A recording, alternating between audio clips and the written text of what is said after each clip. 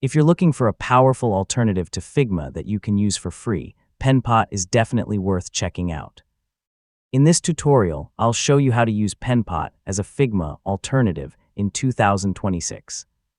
We'll explore the workspace, create a simple design, and look at the tools that make switching easy. Start by opening the Penpot website and signing in to your account.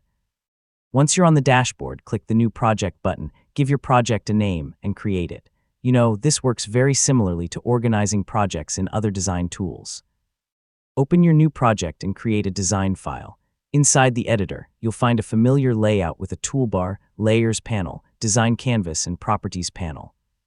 If you've used Figma before, the interface should feel comfortable after just a few minutes.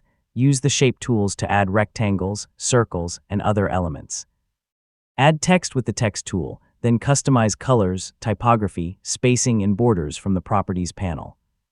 So you can also group layers and organize your design, just like you would in many modern interface design applications.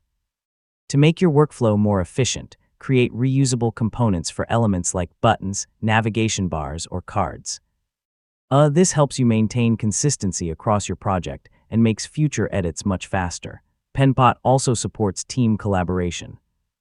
Open the sharing options to invite teammates, review designs together, and gather feedback. If you're working with developers or clients, sharing projects is simple and keeps everyone on the same page. Once you're comfortable with the basics, explore additional features like prototypes, design libraries, reusable assets, and developer handoff tools. I mean, these features can help you manage larger and more complex design projects much more efficiently, and that's it. Yeah, you've learned how to use Penpot as a Figma alternative in 2026. With a little practice, you'll be able to create professional designs, collaborate with your team, and build complete design systems without relying on expensive software.